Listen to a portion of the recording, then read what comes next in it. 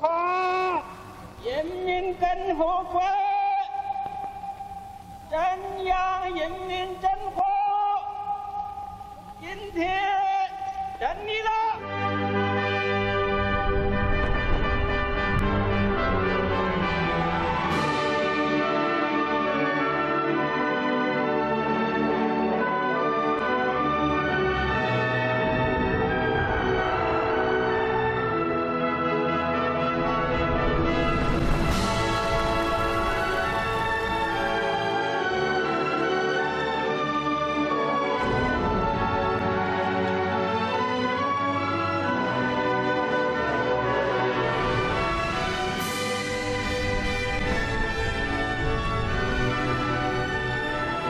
为建设富强、民主、文明、和谐、美丽的社会主义现代化强国努力奋斗。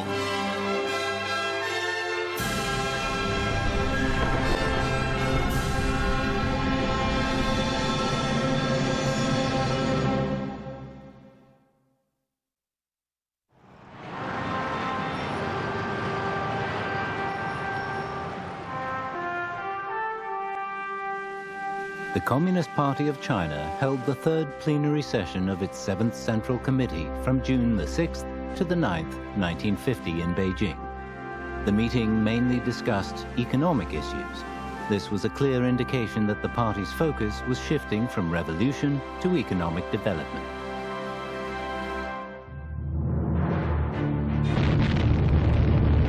Across the country, soldiers were replacing their uniforms with workers' overalls.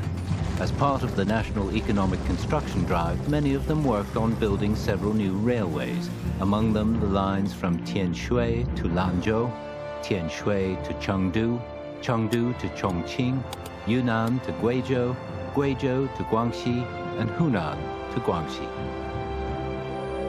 Liberation had imbued people with a spirit and determination to lay the foundations for a new China.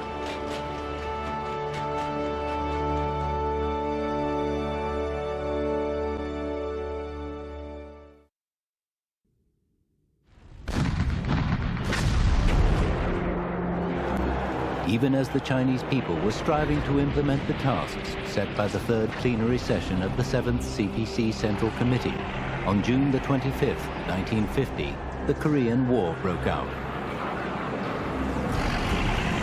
The conflict escalated after the United States orchestrated a UN Security Council decision to dispatch forces to the front in the name of the United Nations Command.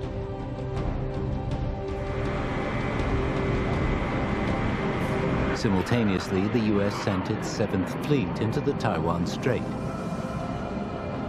By October, the US-led forces, having crossed the 38th parallel, were approaching the Yalu River, and US aircraft were bombing the Chinese border city of Dandong. China was under direct threat.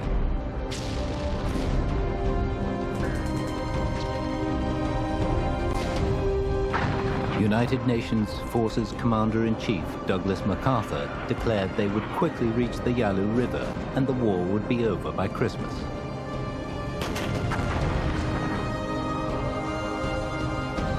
On October the 1st and 3rd, DPRK leader Kim Il-sung contacted the Chinese government, requesting military support. From October the 4th to 5th, an enlarged meeting of the Political Bureau of the CPC Central Committee was held at Zhongnanhai in Beijing. New China was at a critical stage of its recovery. A war would severely disrupt the vital effort to restore the national economy.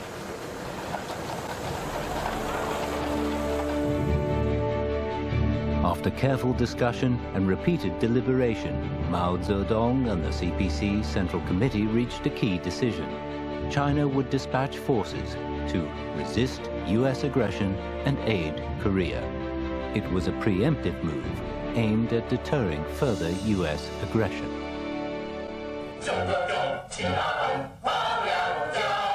On October the 8th, Mao Zedong ordered the formation of the Chinese People's Volunteer Army. he appointed Peng Dehuai as its commander and political commissar. During the night of October the 19th, the volunteer army crossed the Yalu River and entered the war.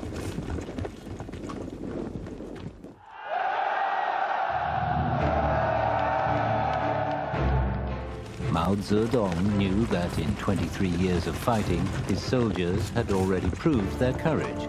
He was confident that the army would advance and defeat its enemies.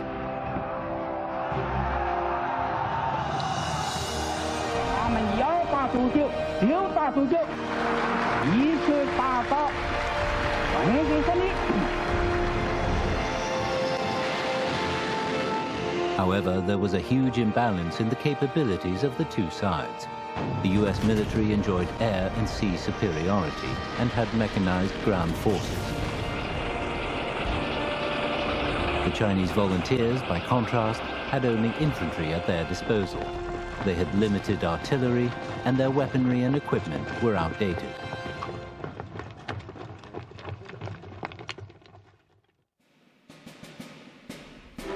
Despite the adversity, the volunteer army fought heroically alongside their Korean brothers. The world would be astonished by their courage and fighting spirit.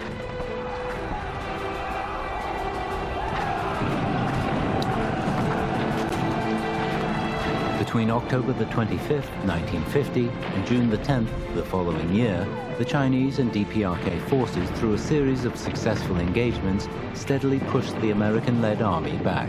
From an initial battle at Yangsu-dong, they fought their way through Unsan, across the Chongchon River, and past Chosin Reservoir.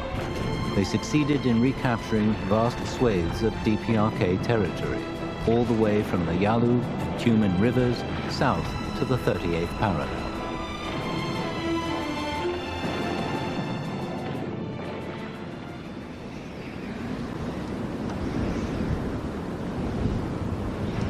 Chosin is the largest reservoir in the DPRK. The terrain here is complex and the natural environment is harsh, especially in winter, when the temperature can drop as low as -40. On the bitterly cold battlefield, the volunteer army and the US-led forces engaged in fierce fighting. The Chinese troops who fought in the battle had been rushed to the front from East China. Their deployment had been so rapid that they hadn't even had time to pack winter coats. 这个华东部队啊，上海这个地方的，是吧？这个地方的部队面衣，它虽然说它薄啊，面衣是1斤半，北方的面衣是3斤半。 They wore thin uniforms. Their only food was frozen potatoes, and they drank snow and ice from the mountains. Opposing them were the elite US 1st and 7th Infantry Divisions with their far superior equipment. But through a display of tremendous willpower and by making enormous sacrifices, the Chinese volunteers were victorious. In all, more than 13,000 enemy soldiers were either killed or captured.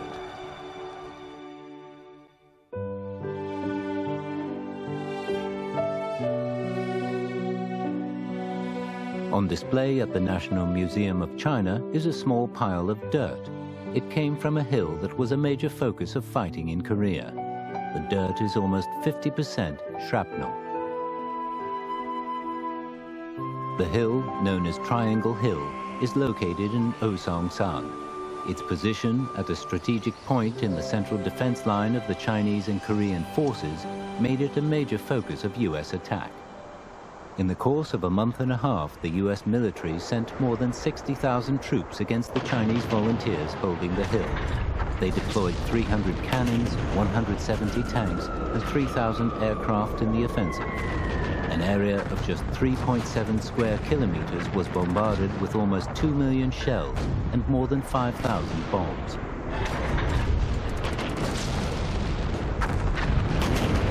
飞机、大炮向那个阵地轰，因此这个阵地啊，无声山阵地，一个山头不但没有了这个树木，而且把这个山头的岩石都炸低了2米。 For 43 days, the volunteer army held their position. From their tunnel fortifications, they repulsed 900 attacks, killing more than 25,000 enemy soldiers.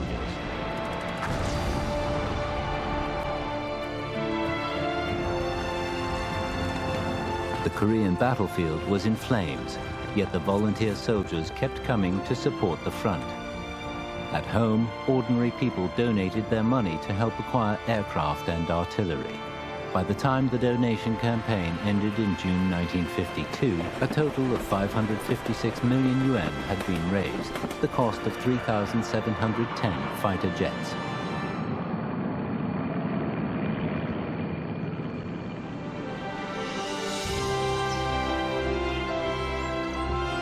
The war produced more than 300,000 heroes. They included volunteers Yang Gunse, Huang Jiguang, and Qiu Xiaoyun. Some 6,000 units were also honored.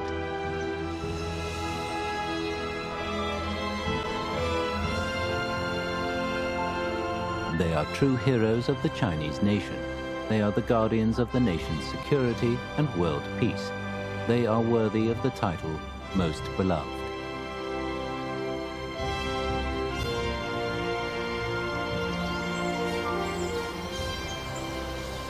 Among the heroes who gave their lives was Mao Zedong's son, Mao Anying. Mao Anying was deployed to Korea as part of the volunteer army on October the 19th, 1950. On November the 25th, just 36 days later, he was killed in a US bombing raid.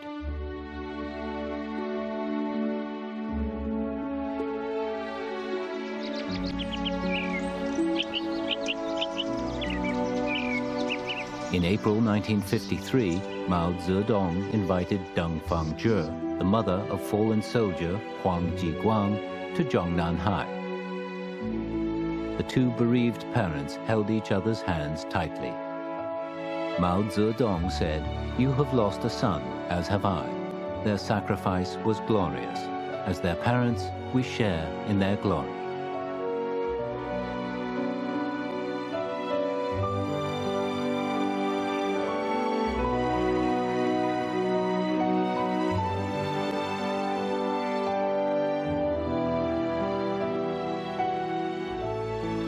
In 1990, during an inventory of Mao Zedong's personal belongings, a neatly packed box was discovered. It contained 2 shirts, a pair of socks, a military cap, and a towel.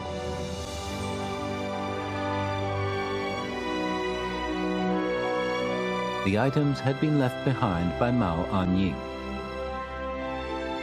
His father had secretly kept them for 26 years.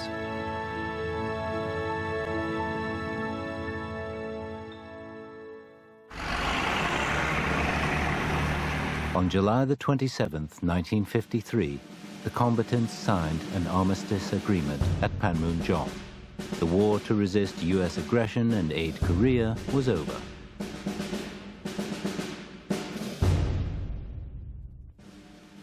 Mark Clark, who was Commander-in-Chief of the United Nations Command at the time, later described his frustration in his memoir. He wrote, "I gained the unenviable distinction of being the first US Army commander in history to sign an armistice without victory."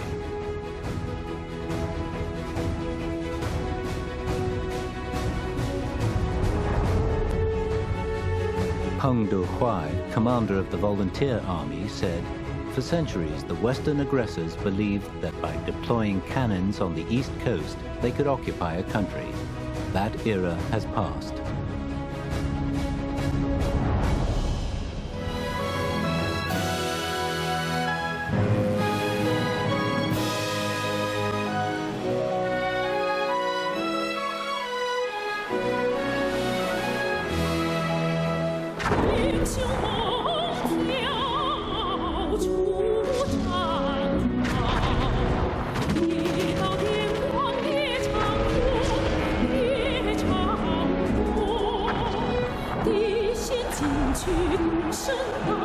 Thank you.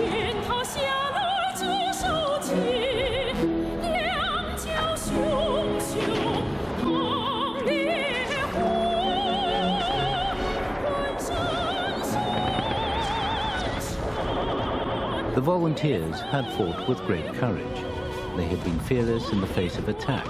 They had been prepared to sacrifice themselves for the sake of halting the US advance.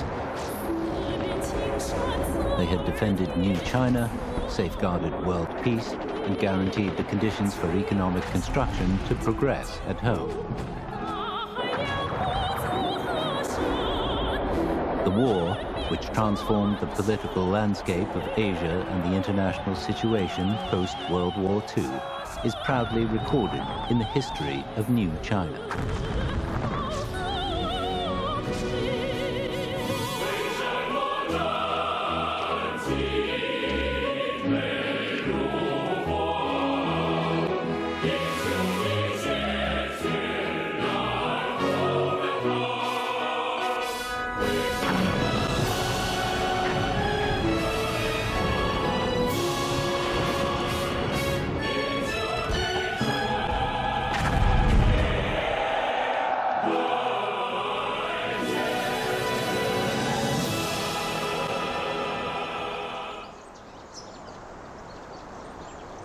On June the 21st, 2019, President Xi Jinping visited the Friendship Tower in Pyongyang, erected in honor of the martyrs of the Chinese People's Volunteer Army. President Xi approached the monument slowly, climbed the steps, and laid a wreath.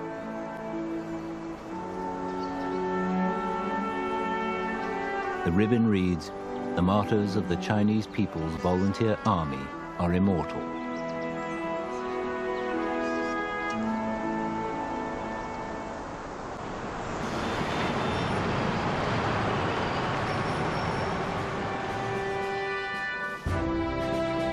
At the start of 1953, People's Daily published a New Year's editorial announcing the launch of China's first five-year plan. The newspaper called on people across the country to work together to industrialize the economy.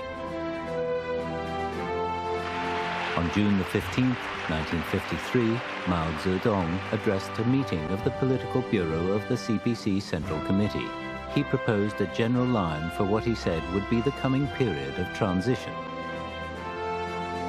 From the founding of the People's Republic of China to the completion of socialist transformation would be a transition period. The CPC's general line and overriding task during this period was, within 10 to 15 years, to achieve industrialization and the socialist transformation of agriculture, manufacturing, and capitalist industry and commerce. And so, the whole country embarked on the three major transformation movements, in combination with socialist industrial construction.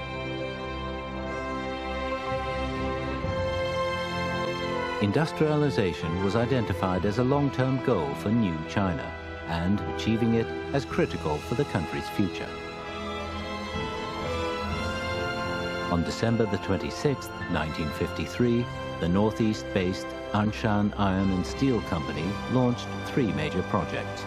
They were a large steel rolling mill, a seamless steel pipe plant, and the No. 7 blast furnace.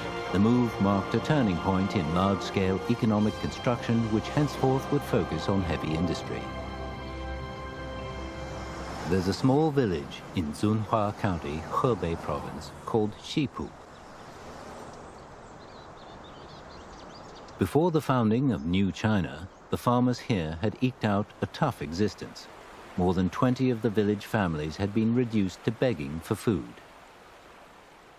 In 1952, a local farmer named Wang Guofan hit upon an idea. In response to the new cooperative transformation of agriculture initiative, he organized the 23 poorest farmers in Xipu village into a new cooperative society. The cooperative owned only a single donkey, and a quarter of its use rights belonged to villagers who were not members. So they named their cooperative the Three Donkey Legs Society. The members' aim was to work together to achieve self-reliance. They scoured the mountains for production materials. Within 3 years, they had become significantly better off.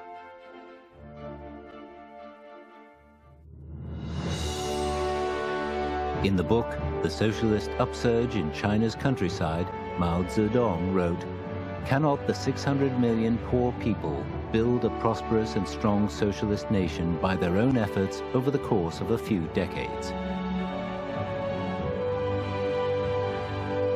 At the time of the book's publication in January 1956, 80% of China's farmers were members of cooperatives. By the end of 1956, the figure exceeded 96%, meaning that agricultural cooperativization had basically been achieved. For the socialist transformation of capitalist industry and commerce, however, a different approach was required.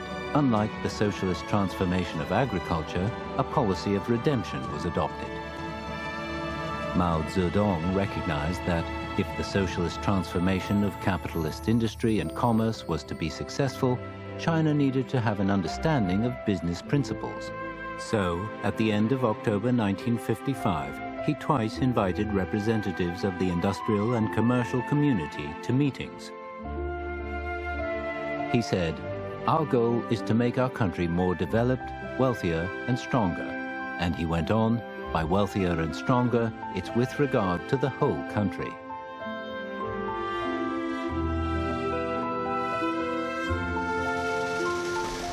The socialist transformation of capitalist industry and commerce was soon gathering momentum. The Wing On department store on Nanjing Road was one of the so-called four great companies of Shanghai. On January the 14th, 1956, the company announced it was entering into a public-private partnership. The company's general manager, Guo Linshuang, sang a Cantonese opera piece during the celebration of the change. He said, "I may be a lousy performer, but I have a faithful heart. I am expressing my commitment to the socialist road of the CPC." By the end of 1956, the adoption of the public-private partnership model by previously capitalist industrial and commercial enterprises across the country was almost complete. Simultaneously, the wide-scale socialist transformation of the handicrafts industry was underway. Manufacturing workers were gradually being guided onto the road of socialist collectivization. Recognizing that many traditional brands were being affected, Mao Zedong said, "Our handicrafts industry has many good things.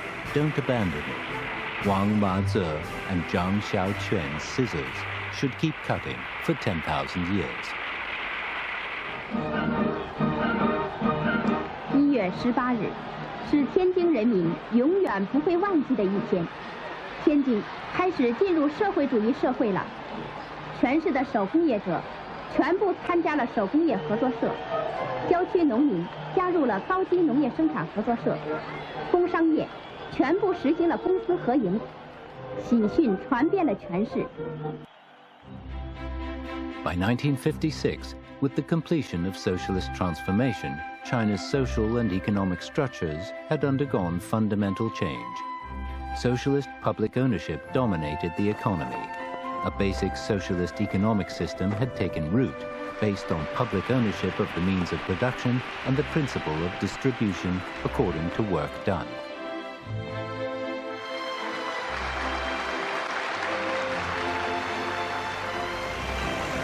Hand in hand with the development of a socialist economic system, major headway was being made in the building of a socialist political system.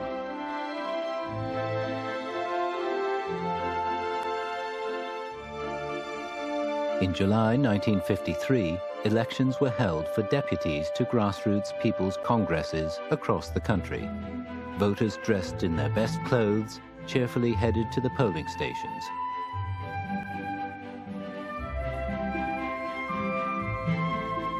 A total of 278,093,100 people cast their ballots, accounting for almost 86% of all eligible voters.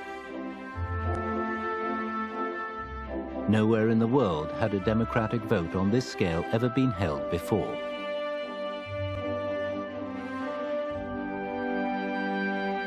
In Beijing, grassroots elections took place in December.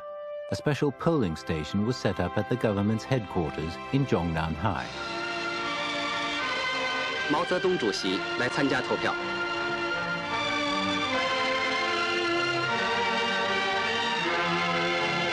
和毛主席在一起投票的还有朱德副主席、刘少奇副主席、周恩来总理、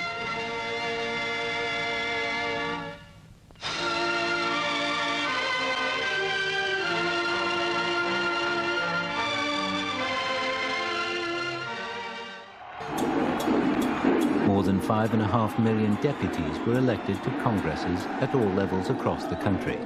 Among them were 1,226 representatives to the National People's Congress.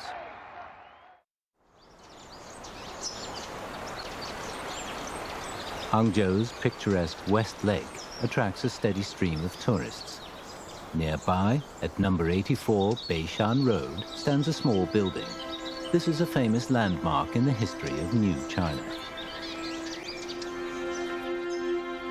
It was here that, from December 1953 to March 1954, Mao Zedong presided over the creation of a historic document.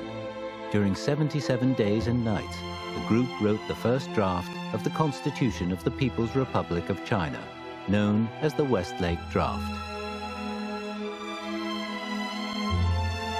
After 81 days of extensive discussions and repeated revisions, the draft constitution of the People's Republic of China was officially released for public comment. 山西省平顺县举行的第一次人民代表大会会议，会议上的首要议程就是讨论宪法草案。人民代表李顺达、人民代表申纪兰，他们都联系自己的亲身经历讨论宪法草案。回村后，李顺达利用休息的时间向社员宣传宪法草案。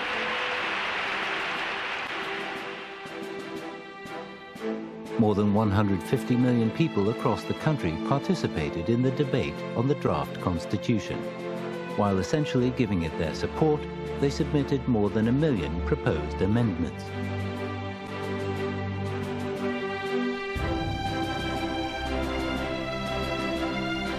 On September the 15th, 1954, the highly anticipated first session of the First National People's Congress convened in Huairen Hall at Zhongnanhai.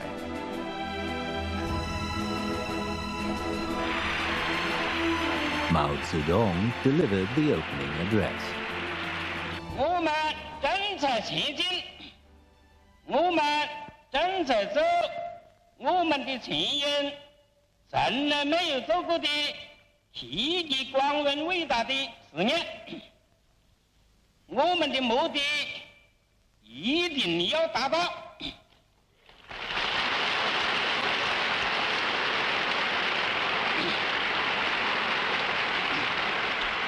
我们的目的一定能够达到。现在宣布，中华人民共和国宪法已经由中华人民共和国第一届全国人民代表大会第一次会议于1954年9月20日通过。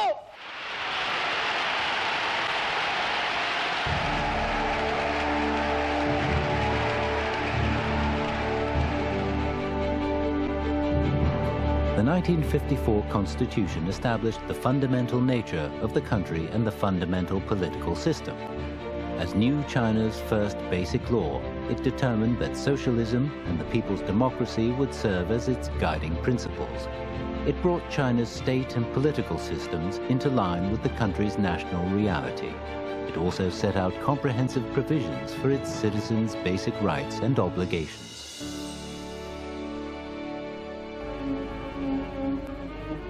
9月27日，大会以无记名投票方式进行选举。执行主席刘少奇宣布选举结果。这宣布中华人民共和国主席选举的结果，投票的总数是1210票，毛泽东得1210票，恭喜。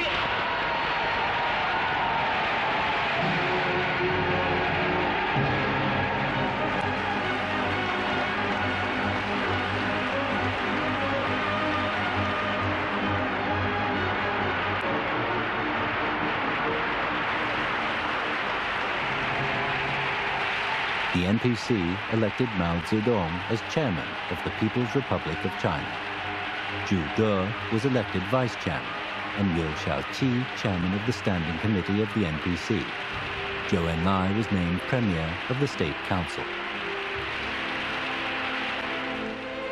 With the convening of the First National People's Congress and the adoption of the Constitution of the People's Republic of China, the political system of the People's Congress was established. Simultaneously, the system of multi-party cooperation and political consultation led by the CPC was continuing to develop, and the system of regional ethnic autonomy was maturing. The comprehensive implementation of regional ethnic autonomy enhanced the equality, mutual assistance, and solidarity among the country's ethnic groups.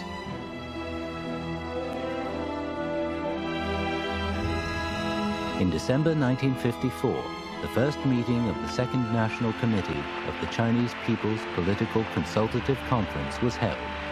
The meeting discussed and adopted a new CPPCC charter. The charter established that, as an organization of the People's Democratic United Front, there was a need for the CPPCC to continue to function.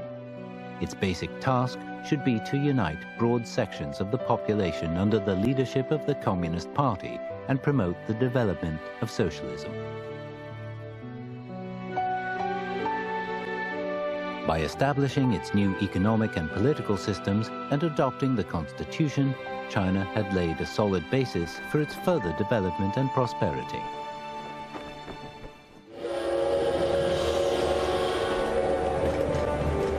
(1956) was a significant year, when members of all the country's ethnic groups completed socialist transformation and embarked on the road of building socialism.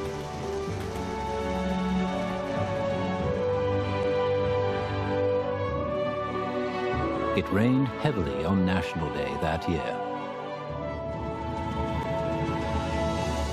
From the Tiananmen rostrum, a smiling Mao Zedong waved to the soldiers and people celebrating the festival.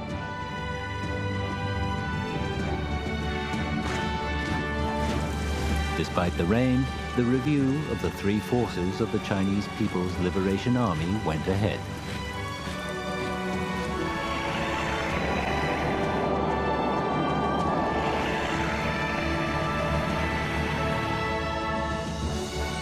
The downpour did nothing to dampen the marchers' joy. The spirit of the Chinese nation, after centuries of being battered, was soaring. China was demonstrating her strength through the power of unity. The young People's Republic was marching forward in the rain.